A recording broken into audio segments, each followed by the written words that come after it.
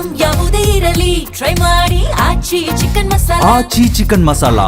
ಮನೆಗೆ ಬಿದ್ದ ಬೆಂಕಿಯನ್ನು ಆರಿಸುವಾಗ ಸಿಲಿಂಡರ್ ಸ್ಫೋಟ, ಚಲಿಸುತ್ತಿದ್ದ ಕಾರಿನಲ್ಲಿ ಬೆಂಕಿ, ಕಾರಿನಲ್ಲಿದ್ದವರು ಬಚಾವ್. ವಿದ್ಯುತ್ ದರ ಯೂನಿಟ್ಗೆ 56 ಪೈಸೆ ಹೆಚ್ಚಳ. ಬುಡಗ ಜಂಗಮ ಜಾತಿ ಪ್ರಮಾಣ ಪತ್ರ, ಕೊತ್ತೂರು ಮಂಜುನಾಥ್ಗೆ ಹಿನ್ನಡೆ.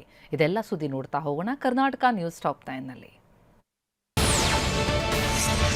ಚಲಿಸುತ್ತಿದ್ದ ಕಾರಿನಲ್ಲಿ ದಿಢೀರ್ ಬೆಂಕಿ ಕಾಣಿಸಿಕೊಂಡಿದ್ದು ಧಗಧಗ ಹೊತ್ತಿ ಉರಿದಿದೆ. ಬೆಂಗಳೂರಿನ ಪುಲಕೇಶಿ ನಗರದ ಕಾಕ್ಸ್ ಟೌನ್ನಲ್ಲಿ ರಾತ್ರಿ 9:30ಕ್ಕೆ ಘಟನೆ ನಡೆದಿದೆ.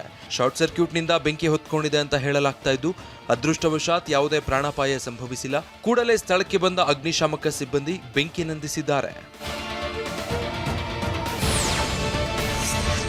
ಡಿವೈಡರ್ಗೆ ಕಾರು ಡಿಕ್ಕಿಯಾಗಿದ್ದು, ಕಾರು ಚಾಲಕ ಪ್ರಾಣಾಪಾಯದಿಂದ ಪಾರಾಗಿದ್ದಾನೆ. ಬೆಳಗಾವಿ ಜಿಲ್ಲೆ ಹುಕ್ಕೇರಿ ತಾಲೂಕಿನ ಹರಗಾಪುರ ಗುಡ್ಡದ ಬಳಿ ಘಟನೆ ನಡೆದಿದೆ.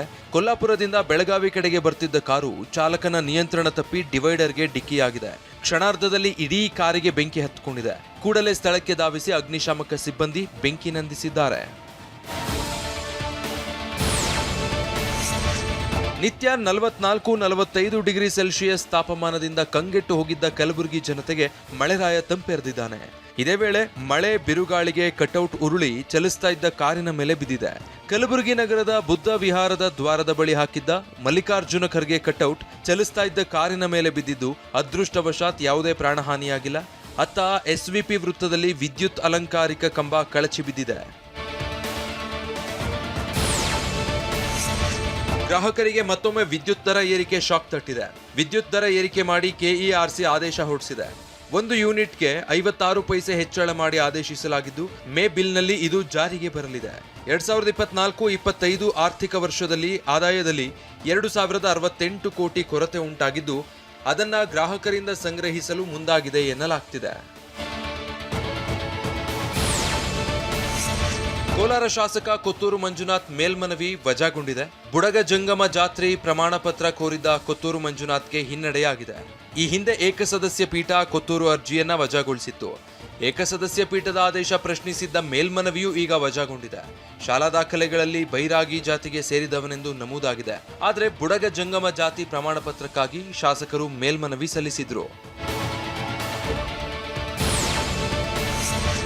ಅಖಿಲ ಭಾರತ ಪ್ರವಾಸಿ ವಾಹನಗಳ ನಿಯಮಗಳಲ್ಲಿ ತಿದ್ದುಪಡಿ ಮಾಡಿ ಕೇಂದ್ರ ರಸ್ತೆ ಸಾರಿಗೆ ಹೆದ್ದಾರಿ ಮಂತ್ರಾಲಯ ಆದೇಶಿಸಿದೆ. ಈ ಮೂಲಕ ಇನ್ಮುಂದೆ ವಾಹನಗಳು ಹೊರ ರಾಜ್ಯದಲ್ಲಿ ಉಳಿಯುವ ಅವಧಿ ಕಡಿತಗೊಳಿಸಲಾಗಿದೆ. ಈ ಮೊದಲು ಆಲ್ ಇಂಡಿಯಾ ಪರ್ಮಿಟ್ ಹೊಂದಿದ ಟ್ಯಾಕ್ಸಿ ಮತ್ತು ಪ್ರವಾಸಿ ಬಸ್ಗಳಿಗೆ ಒಂದು ರಾಜ್ಯದ ಹೊರಗೆ ಸತತವಾಗಿ 90 ದಿನಗಳ ಕಾಲ ಇರಲು ಅವಕಾಶ ಇತ್ತು. ಈಗ ಅದನ್ನು 60 ದಿನಗಳಿಗೆ ಸೀಮಿತಗೊಳಿಸಲಾಗಿದೆ. ಹಾಸನದಲ್ಲಿ ನಡೆಯುತ್ತಿರುವ ಒಂಟಿಕೋರೆ ಕಾಡಾನೆ ಕಾರ್ಯಾಚರಣೆ 2ನೇ ದಿನವೂ ವಿಫಲ ಆಗಿದೆ. ಕಾರ್ಯಾಚರಣೆ ಆರಂಭ ಆಗ್ತಿದ್ದ ಹಾಗೆ ಬೇಲೂರು ತಾಲೂಕಿನ ಚೀಕನಹಳ್ಳಿಯಿಂದ ಚಿಕ್ಕಮಗಳೂರು ಜಿಲ್ಲೆ ಮೂಡಿಗೆರೆ ತಾಲೂಕಿನ ಹೊಸಪುರ ಗ್ರಾಮಕ್ಕೆ ಕಾಡಾನೆ ಪರಾರಿಯಾಗಿದೆ. ಕಾಡಾನೆ ಬೆನ್ನಟ್ಟಿ ಬಂದ ಸಿಬ್ಬಂದಿ ಇಂಜೆಕ್ಷನ್ ಫೈರ್ ಮಾಡಿದ್ರು, ಆದರೆ ಕಾಡಾನೆಗೆ ಬಿದ್ದಿಲ್ಲ. ಸಂಜೆ 6 ಗಂಟೆ ಆಗ್ತಿದ್ದ ಹಾಗೆ ಕಾರ್ಯಾಚರಣೆ ಸ್ಥಗಿತಗೊಳಿಸಲಾಗಿದೆ. ಸದ್ಯ ಬಿಕ್ಕೋಡು ತಾತ್ಕಾಲಿಕ ಕ್ಯಾಂಪ್ಗೆ 6 ಕುಮ್ಕಿ ಆನೆಗಳು ವಾಪಸ್ಸಾಗಿವೆ.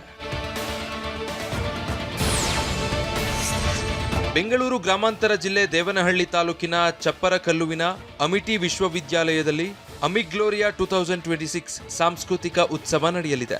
ಇದೇ ತಿಂಗಳ 21 ಮತ್ತು 22ರಂದು 2 ದಿನಗಳ ಉತ್ಸವ ನಡೆಯಲಿದೆ. ವಿವಿಯ 70 ಎಕರೆ ಪ್ರದೇಶದ ಕ್ಯಾಂಪಸ್ನಲ್ಲಿ ಇದೇ ಮೊದಲ ಬಾರಿಗೆ ಸಾಂಸ್ಕೃತಿಕ ಉತ್ಸವ ಆಯೋಜನೆ ಮಾಡಿದ್ದು, ಉತ್ಸವದಲ್ಲಿ ಸೃಜನಶೀಲತೆ, ವೈವಿಧ್ಯತೆ ಮತ್ತು ಯುವ ಶಕ್ತಿಯ ಸಂಭ್ರಮ ಮೇಳೈಸಲಿದೆ. ವಿವಿಧ ಸ್ಥಳಗಳಿಂದ 3000ಕ್ಕೂ ಅಧಿಕ ವಿದ್ಯಾರ್ಥಿಗಳು ಉತ್ಸವದಲ್ಲಿ ಭಾಗವಹಿಸುವ ನಿರೀಕ್ಷೆ ಇದೆ.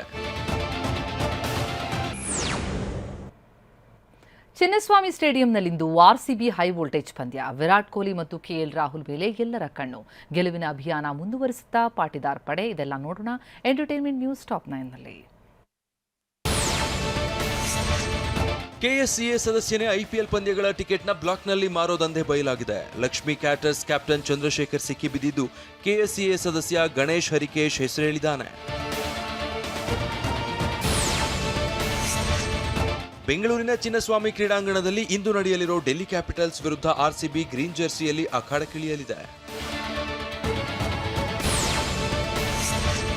Athlete Usain Bolt RCB jersey ತೊಟ್ಟು ಸಾಮಾಜಿಕ ಜಾಲತಾಣದಲ್ಲಿ ಪೋಸ್ಟ್ ಹಾಕಿದ್ದಾರೆ. ಮಾಜಿ ಕ್ರಿಕೆಟಿಗ ಡ್ಯುಪ್ಲೆಸಿಸ್ ಕೂಡ ಆರ್ಸಿಬಿ ಜೆರ್ಸಿ ತೊಟ್ಟಿದ್ದಾರೆ. ಕೊಹ್ಲಿ ಜರ್ಮನಿ ಹುಡುಗಿ ಫೋಟೋಗೆ ಲೈಕ್ ಮಾಡಿದ್ದಾರೆ ಎಂಬ ಪೋಸ್ಟ್ ವೈರಲ್ ಆಗ್ತಾ ಇದೆ. ಕೊಹ್ಲಿ ಇನ್ಸ್ಟಾ ಅಕೌಂಟ್ನಿಂದ ಲಿಗ್ನಾಜ್ ಫೋಟೋಗೆ ಲೈಕ್ ಮಾಡಿದ್ದಾರೆಂಬ ಪೋಸ್ಟ್ ಹರಿದಾಡ್ತಿದೆ.